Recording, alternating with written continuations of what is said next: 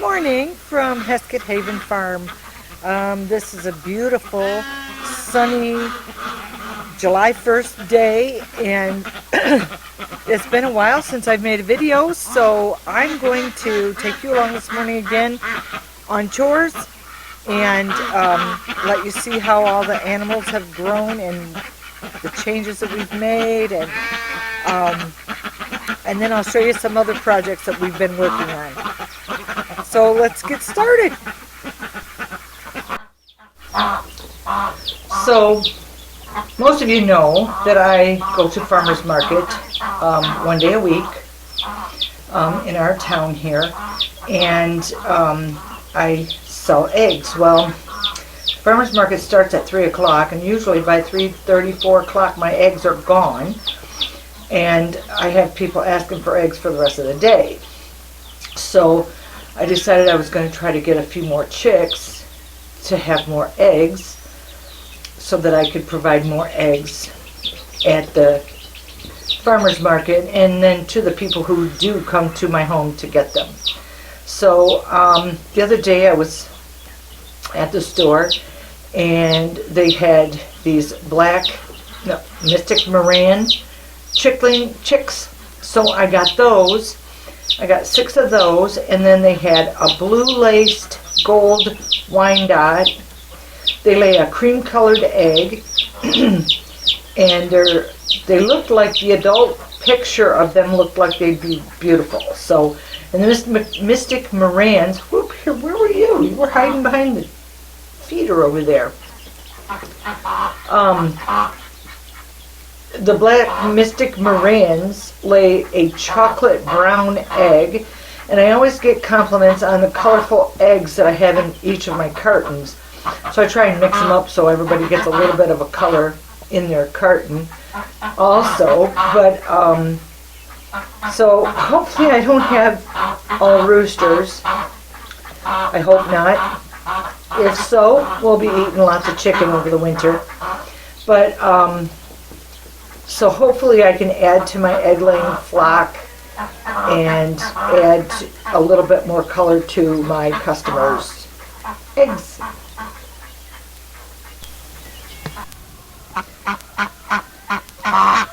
So these are the 5 Pekin ducks that we got. I don't think I had it on record before. And so they are now about almost approaching middle of July, should be into the egg laying age, and so we decided we were going to see about getting some duck eggs. I've heard that they're wonderful. We had ducks once before, but they weren't a big deal like they seem to be now. But they say you can tell the difference between the males and the females by the males having a curl on their tail. And I don't know if you can see this duck over here. Looks like he's got a curl on his tail. And this one right, that one. He might also have a curl on his tail. So looks like we've got possibly 2 males drakes and 3 females.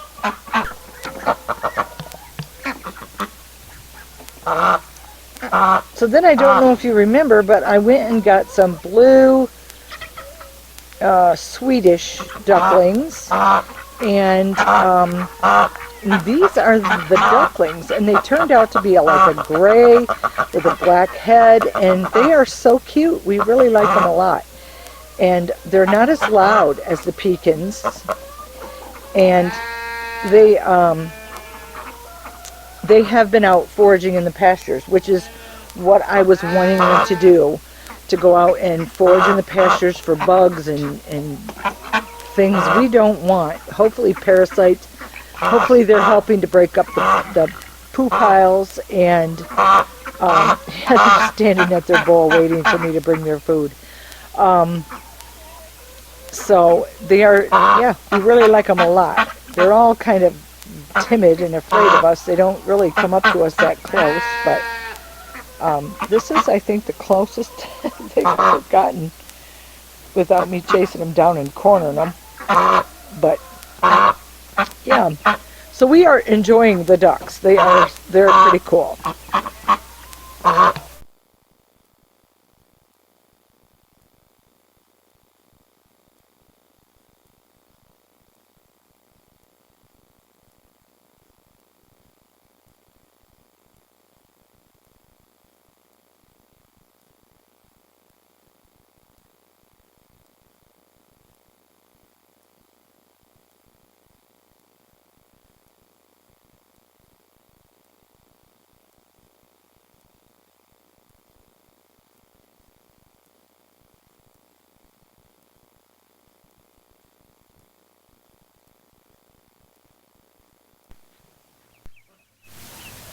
These are some of the chicks that we'd hatched out.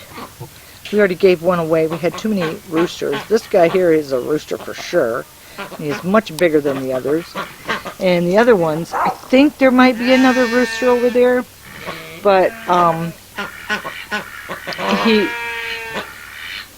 so we ended up with like getting maybe 2 hens out of all of the chicks that we hatched with the incubator. Good morning, sheep. Good morning, sheep.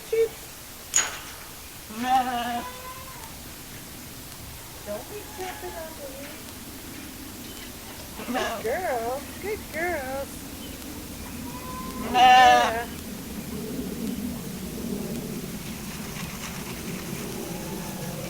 There you go, Gracie. Good girl.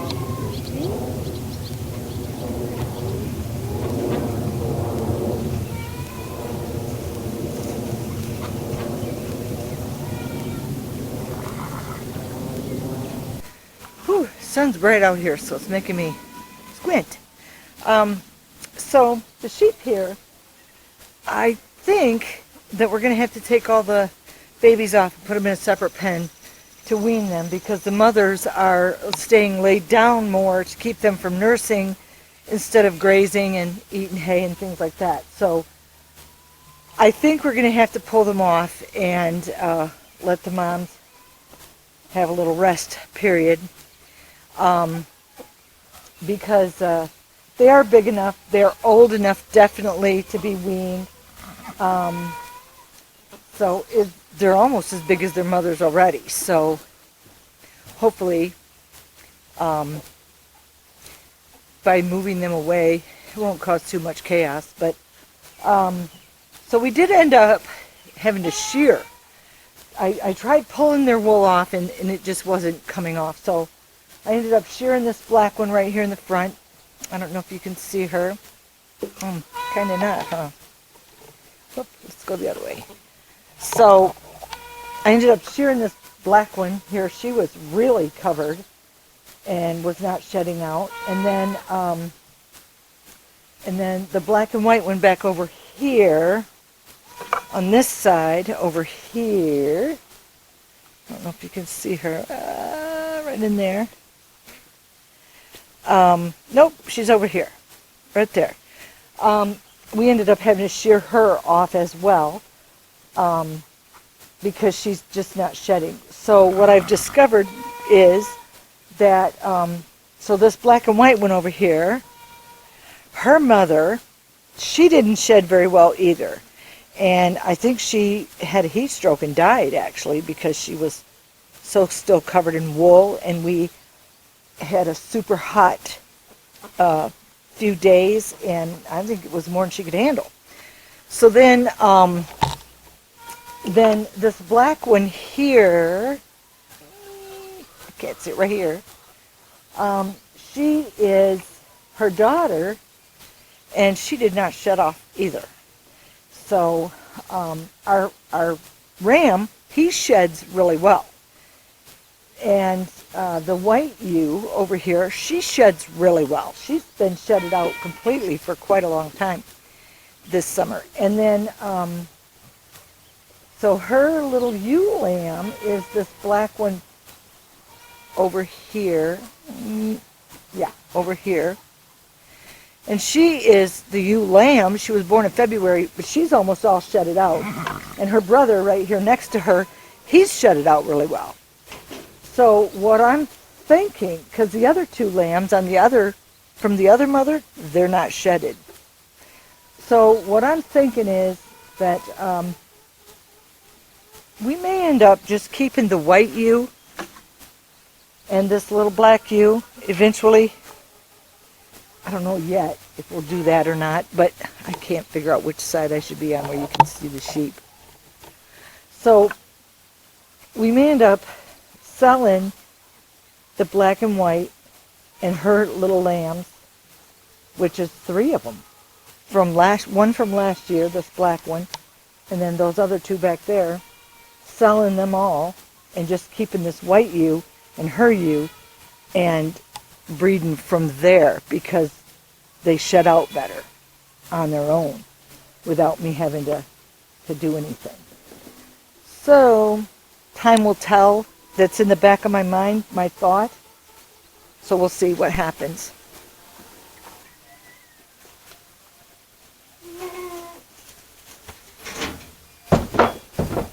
Good morning. Always a straight chicken. Good morning, Annabelle. You coming in this morning? Good girl. Whoop, back up. Ooh, gotta be careful. Whoa, slinging. Get out of there. Get out of there. Get out of that. No.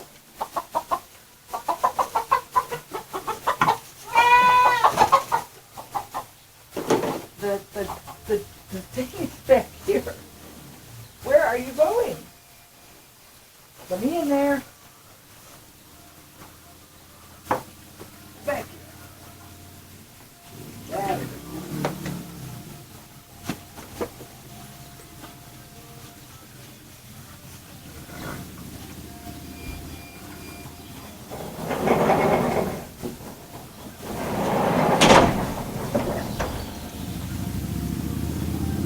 I gotta go get your feet. Hang on.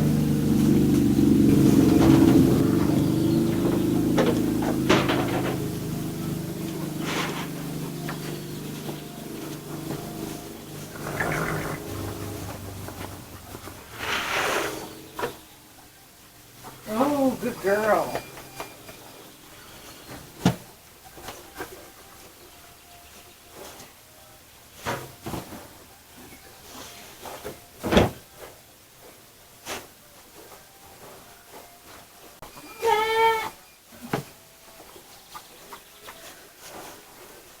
So, I'm going to talk a little bit about Annabelle for a minute.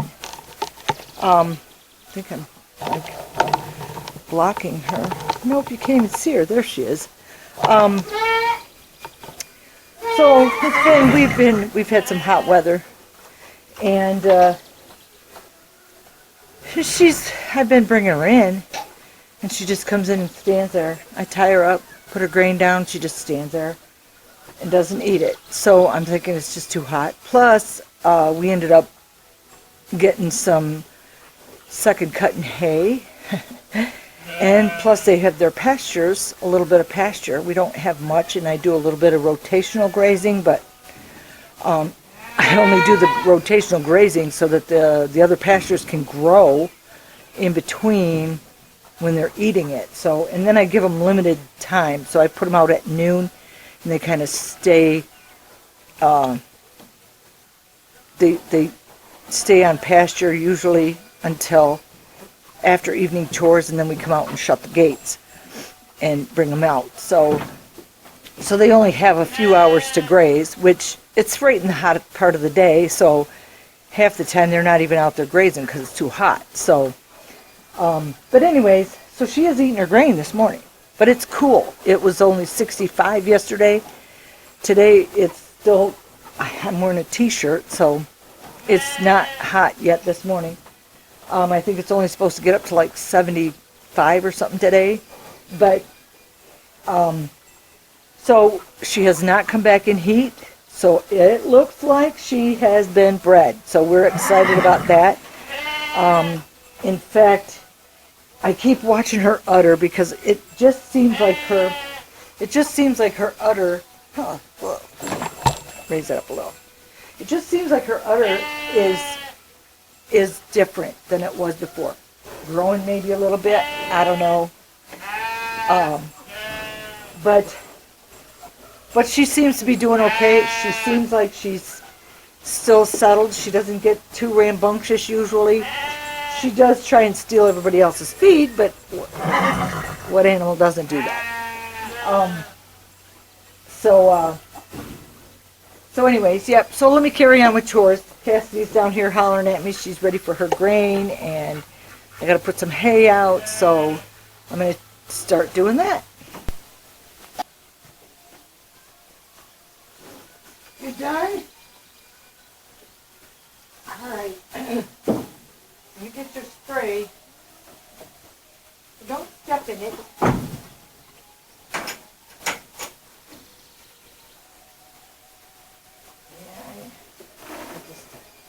I'm going to give the rest of this to Gary over here.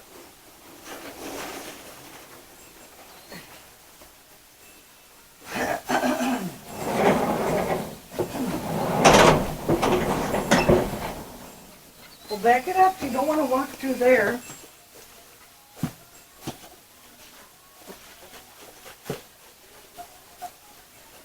So I made some homemade fly spray. It's all natural fly spray. It's vinegar, it's essential oils, it's a little bit of dish soap, and a little bit of cooking oil. And I'm telling you, you can watch the flies fall right off. It's pretty good. It doesn't last very long though, that's the problem. And she don't mind it at all, do you, girl? In fact, you know this gets rid of these flies, don't you? Yep. All right, move over. Step over here. Get back here. Come back. Get back. There you go.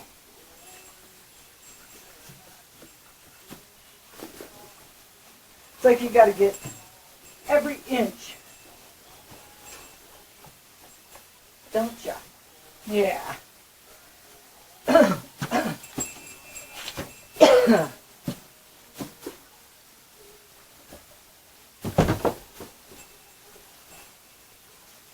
Ready?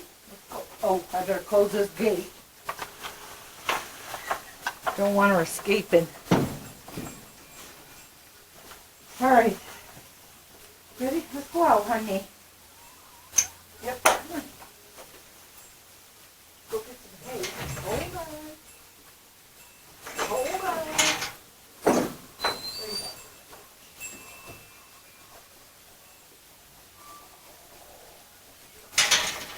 Yeah. Cow slobber. Ready, Daddy? Come on. Gary, don't even think about it.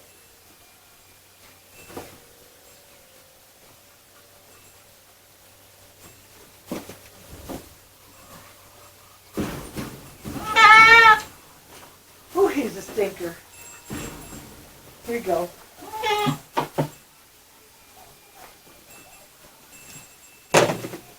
No.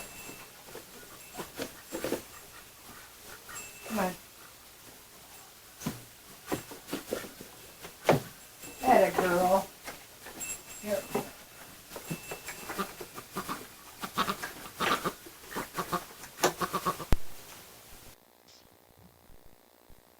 So I bring in every morning, I bring in about a gallon and almost a half. So, from two goats. And so with that, I end up making quite a bit of cheese, and I do have some that I save up for soap as well. This is my milk filter. So I bring the milk right in from the barn and put it right in the filter and filter it and then get it right in the fridge.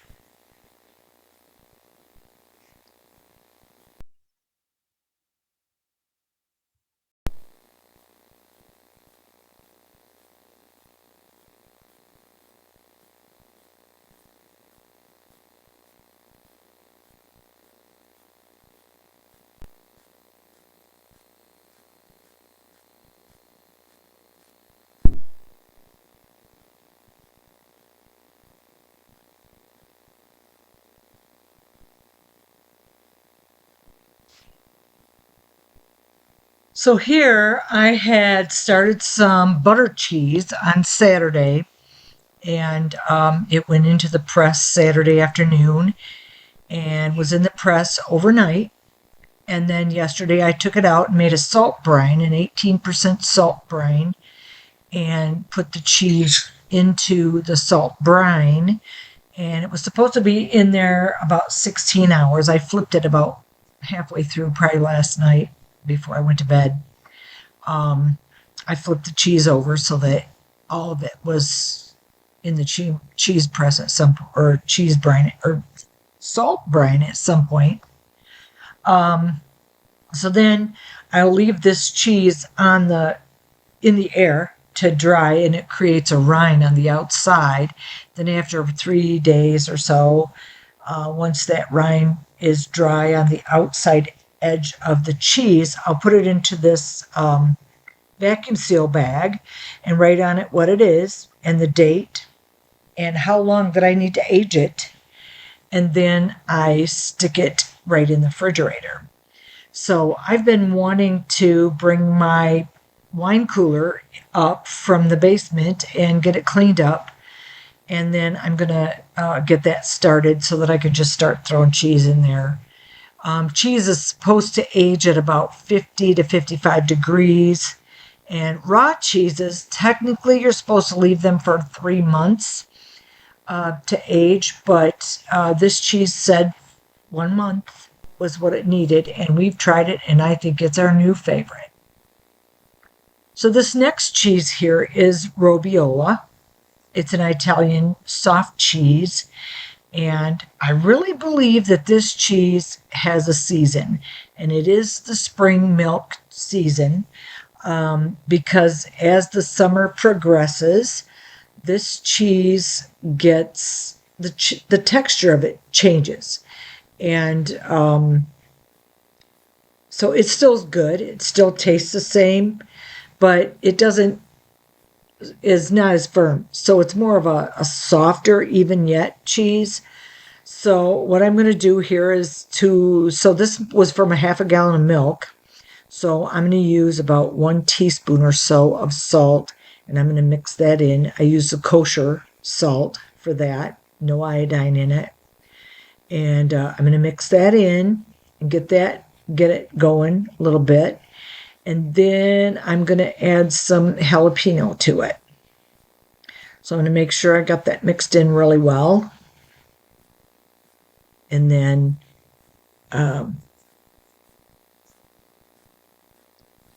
we'll add some jalapeno to it.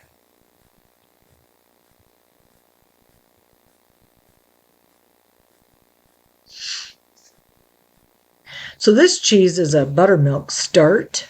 And so I culture it with a live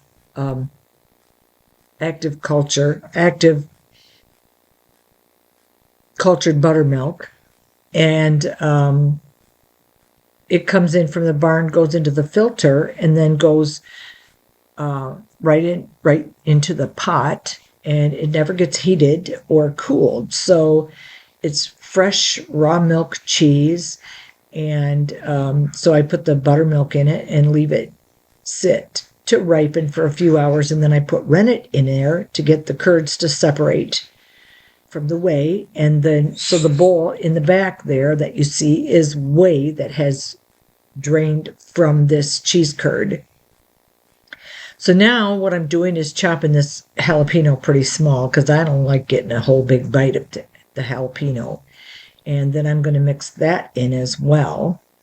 And because it's softer and didn't set up as firmly as it does usually, I'm going to go ahead and put it in a bowl, and we'll just use a knife and spread it on our cracker or whatever with a knife.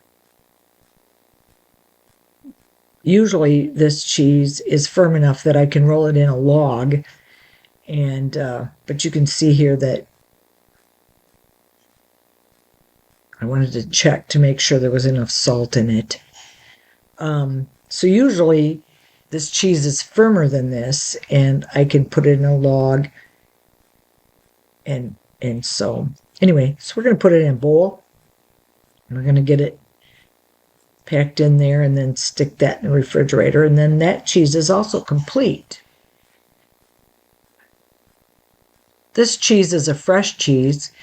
And therefore, because it's a fresh raw cheese, it really doesn't last that long in the fridge before it starts, the flavor starts to change. And so it doesn't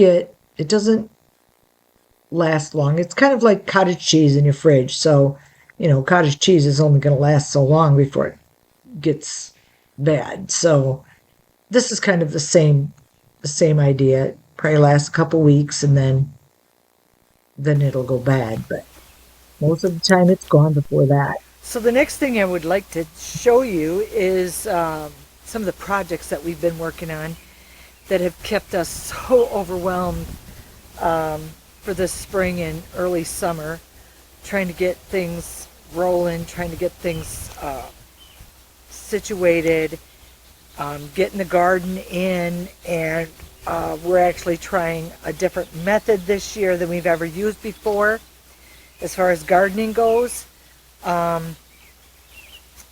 because we're getting older, and rototilling the garden every year and keeping all the weeds down is really getting harder for us to do. Not that I don't like to do it, because I do, but man, it beats me up. So anyway, so what we've been doing this year is we laid down cardboard in our pathways, and then we mulched on top of it with wood chips, and we made our rows and planted in our rows. And then if all goes well, next year, because these wood chips will be broke down, we will put some composted manure in our grow rows, and then we will rake these wood chips up into those grow rows and plant in our grow row, and then re-cardboard and mulch in our pathways again, which that is hard to do, but really, because it's a lot of back-breaking hauling with a wheelbarrow, really. I mean, I don't mind shoveling, and I don't mind the wheelbarrow thing and all that, but getting it all done, I mean, our garden, I don't know how big it is for square footage wise, but it's pretty stinking big for me. And so anyway, so I'm going to show you what we've been doing. So this is Jack. So my granddaughter and I built Jack, a scarecrow, to put in the garden, and we built him together. Looks like a her, really, but we named him Jack. That was Chloe's idea, and so that was a fun thing for us to do together. So I know this probably looks like a lot of other people's gardens that you've looked at, but for me, it's very new. And I call it nook and cranny planting because I will plant things like under our arbor in here, and then I plant all along the edge of the fence. So this year we are growing celery here, and I've never grown celery before, so this is really doing great, really. And then in front of that, I just planted some radishes there. They haven't even come up yet. So, but as you can see, we've got our pathways mulched, and our grow rows are growing really good. So, I've been working on cleaning out raised beds because I didn't even have anything I was going to plant in them this year, so I didn't kind of do anything with them, but I've kind of changed my mind on that. So here in these raised beds, I have herbs planted in here.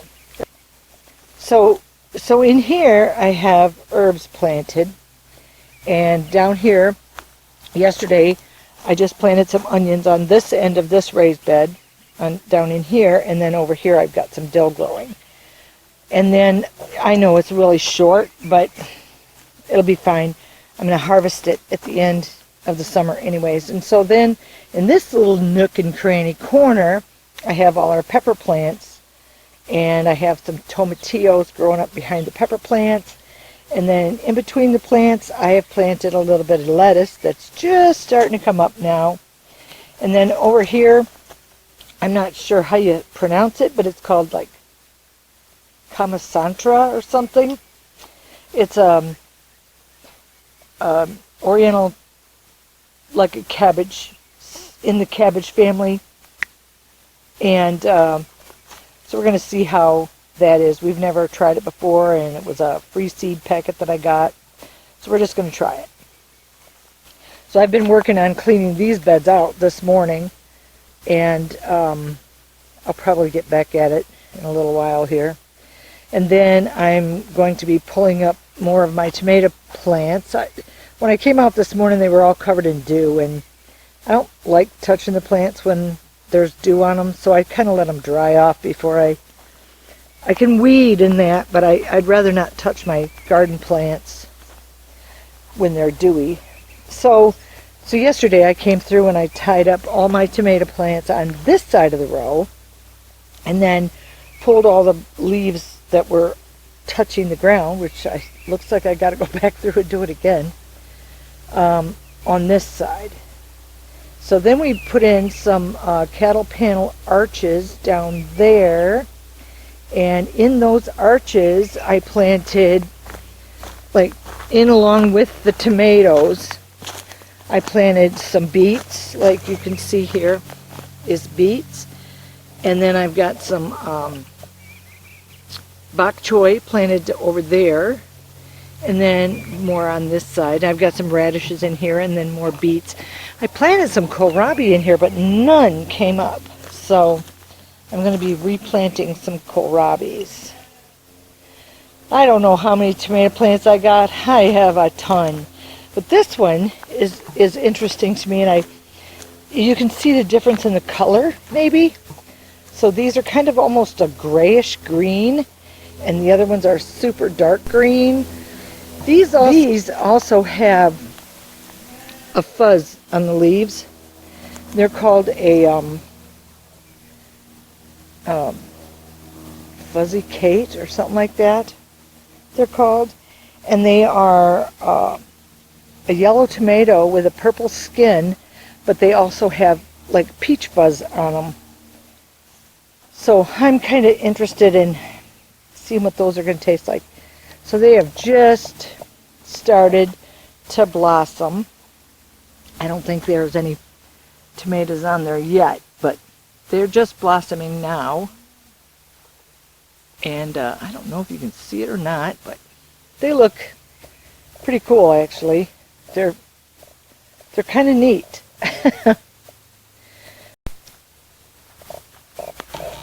My potatoes here are doing phenomenal. I'm kind of covered in potato bugs though, but anyway, I pulled some potatoes yesterday. I just kind of stuck my hand under the dirt and pulled them up and had enough, just pulled up 5 or 6 potatoes, and we made potato chips last night for supper. So that was kind of cool. So back here, I am working on weeding along here too, because we did not get the mulch completely down back here. So it is very weedy, and I've been working on it, and I think we're going to continue with the mulch, just even though we're midsummer. I think we're still going to continue and get the rest of this mulched back here, just because it's it'll be here for next year then. So, but right now I'm working on getting rid of the weeds, and I'm planting more beets and radishes and onions and things like that. Right, and then I've got my my garlic that's going to be harvested here in the next week or two. I didn't get as much as I'd hoped I would get, but we'll see. I ended up pulling a couple yesterday just to kind of see where we were at, because a couple of them were ready. I was told they need to have a couple of brown leaves at the bottom. And so this one right here looks like it's ready, because if you can see this, there's a brown leaf here and there's a brown leaf back here. So I'm going to go ahead and pull it, and let's see what we get. Oh, it's deep. Alright, I'm going to have to set this camera down somewhere so I can pull it with 2 hands.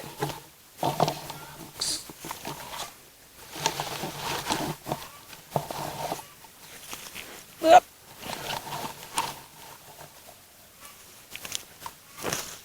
Ooh. That's not bad. Not bad at all.